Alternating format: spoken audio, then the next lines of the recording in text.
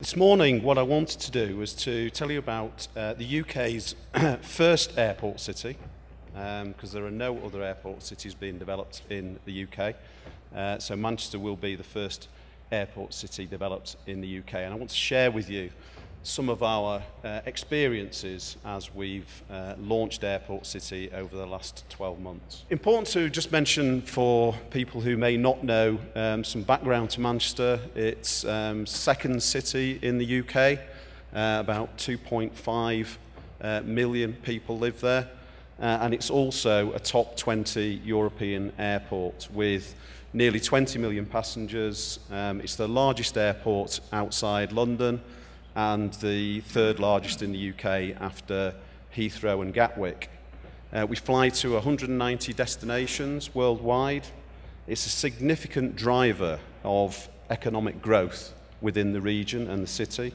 And there's also major capital investment in core aviation operations that have taken place over the last 10 to 20 years.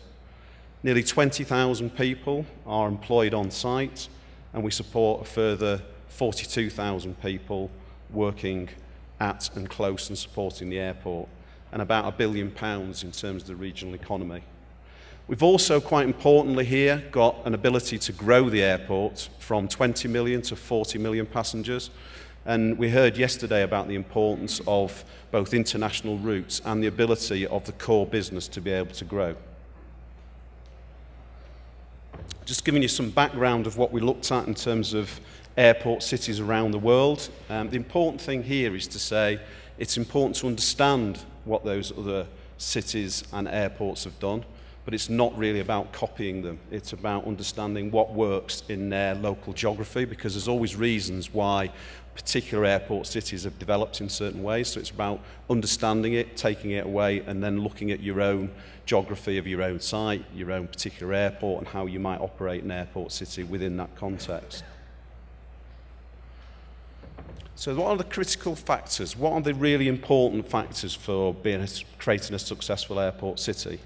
Well, one of the main ones is international connectivity, followed by that really important question, we've heard about it this morning, about regional connectivity, your ground transportation, the actual investment in infrastructure to be able to achieve that quality of transportation links, and the available land assets, the assets that you need in order to be able to grow your airport, but also to grow an airport city. And then the last point, but as important, if not more important than the others, you actually need a supportive regional and local policy to be able to achieve that. So international connectivity. Manchester has, as I said before, a well-defined route network, 190 destinations, 80 flights a week to the US, including the major cities of Chicago, New York and Washington, but also throughout Europe, linking to all the capital cities in Europe and beyond, developing a hub in the Middle East for Etihad, Emirates and Qatar Airways, which provide onward destinations to the Far East. So if we bring it down to a more regional level within the UK, Manchester is sat in the heart of the motorway network in the UK, and also has 25 million people within 2 hours' drive of the airport. That's actually greater than it is for Heathrow, so it's a very well connected with a big population in close proximity. What's the rail network like? Well, we're also on the West Coast Main Line, which links the airport with London and also with Scotland, and east-west routes across to Leeds, Hull and to Wales. It's about 2 hours to London, direct service. And then the important question about infrastructure and how we've invested in the ground transport infrastructure that sits at the airport. We have a station that was built 15 years ago now that's linked directly to the city centre, but also linked by sky bridges to all the terminal buildings. The infrastructure investment has been considerable. There's a world-class system there for light rail, heavy rail, and also for bus and coach that sit at station building, which we built for about £60 million. going back that 15-year period. Train services to over 100 destinations, 9 trains an hour directly into the city, 17 minutes direct to the city centre, 24-hour local bus services for staff. Metrolink light railway, which I mentioned before, is due to open at the airport in 2016, but is also being developed throughout the rest of the Greater Manchester area in a £1.4 billion scheme. They're being developed now. Just looking at the next point, the available land assets. What you find at certainly European airports is that there's a lack of available land that sits alongside the airport. And the important thing is to be able to do both to grow the airport, so it's about overlapping a series of master plans. So you need to be able to grow the airport, you also need to be able to find sufficient land to develop your airport city alongside your airport growth.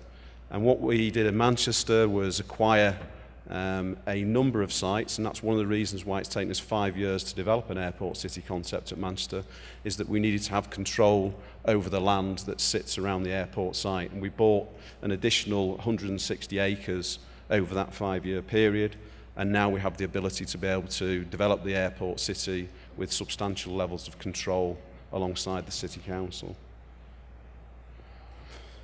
Regional policy, as I said before, is a very important element of how you might grow your airport city. And on the left-hand side, you can see the local environment.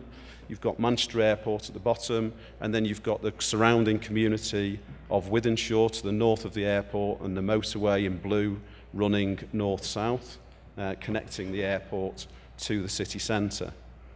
It's important to say that if you look back 15 years, then all the planning of these areas was all done separately.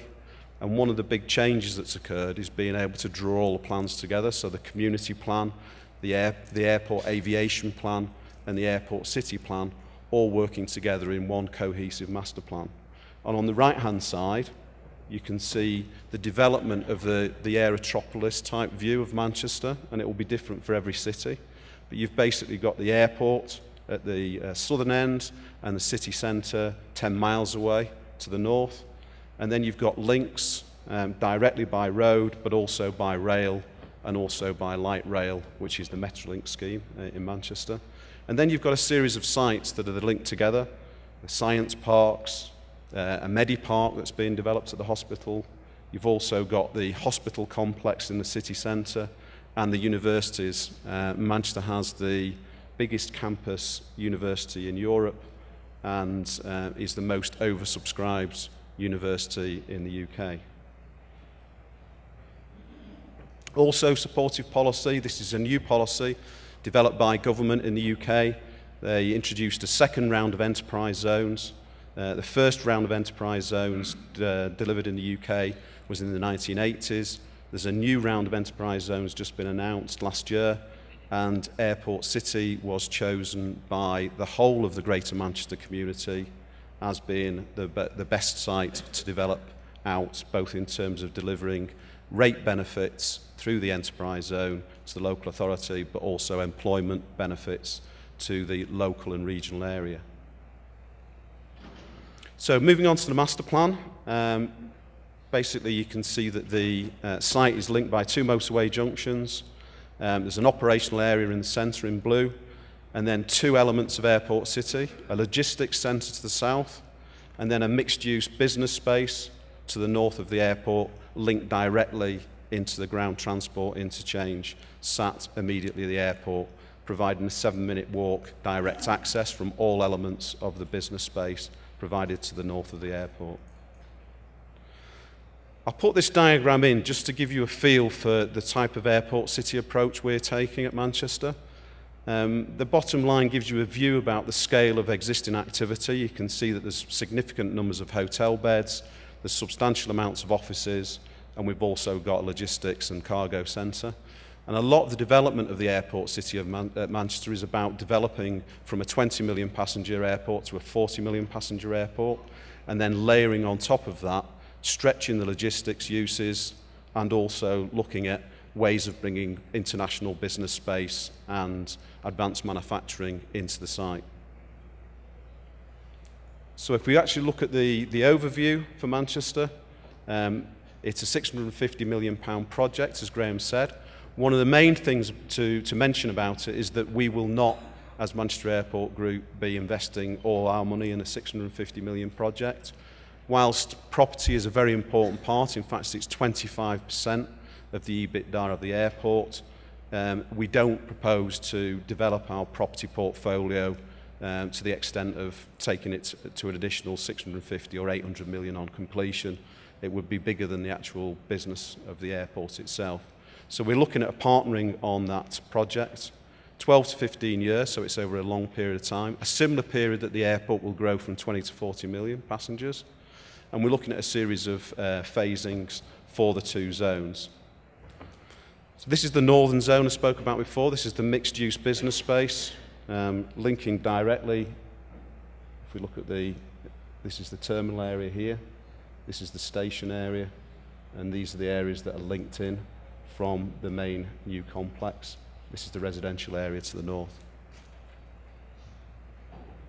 1.5 million square feet of offices, 650,000 square feet of advanced manufacturing, another 2,500 hotel beds, amenity and retail pavilions supporting the facility, and multi-storey car parks. So it's a dense proposition. It's a dense urban form that we're looking at.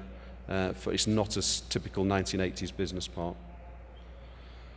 That's what it looks like now, and that's what we propose it would look like within 15 years. Have a central business district immediately adjacent to the station, mixed use, hotels, offices, retail space at ground floor. Central park area further to the north, 300-metre park running right through the site, leisure facilities and open space. Airport City South, the logistics park, linked directly to the cargo area to the north. This has 1.4 million square feet of logistics space, variety of plots, but generally speaking, not large-scale logistics, more of the aviation scale of logistics, 50,000 to 200,000 square feet maximum units. Moving on to the important community link element, the importance of the master plan was to ensure that the spaces that were created were linked directly to the airport site. The ability for people who live in the local community, it's not a gated concept. This is a concept where people can cycle, walk directly and have transport links directly into the airport and through the airport city area. There'll be festivals held, artwork, all available to the local community and provided within the area. It's important here to say some of the background, and Graham mentioned how Manchester has been involved very heavily in the local area. I'll just pick a couple of points out here.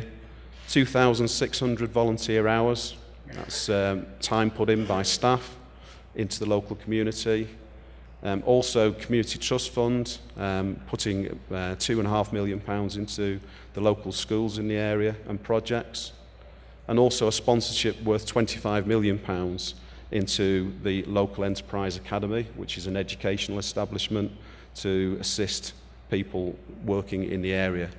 And the important last point would be to say there's an academy that assists people getting into work to ensure that the people who live locally will have a very good chance of getting the jobs that are created, the 20,000 jobs that will be created at Airport City. In concluding, looking at the next steps, since the launch in January by the Chancellor of the Exchequer in the UK, we've had 2,500 web unique hits on the Airport City website from 58 countries, showing it's a truly international proposition. We're dealing with 20 live inquiries at the moment, right across hotels, research and development propositions, and also looking at office inquiries and logistics. In terms of the exercises that we're involved in at the moment, marketing and branding is a very important piece of work that we're currently carrying out. We're also looking at reviewing the options for grant support, looking at ways in which the proposition can have additional space provided around the area, and also the developer funder procurement. So really looking at how we actually go out and procure a partner who will assist us in developing Airport City. But as the airport is proposing, we will put our land in to the proposition, and we will pay for the first phase of the infrastructure. That's a commitment of about £27 million. And we're also looking to progress a phase 1 road infrastructure this summer. Thank you very much.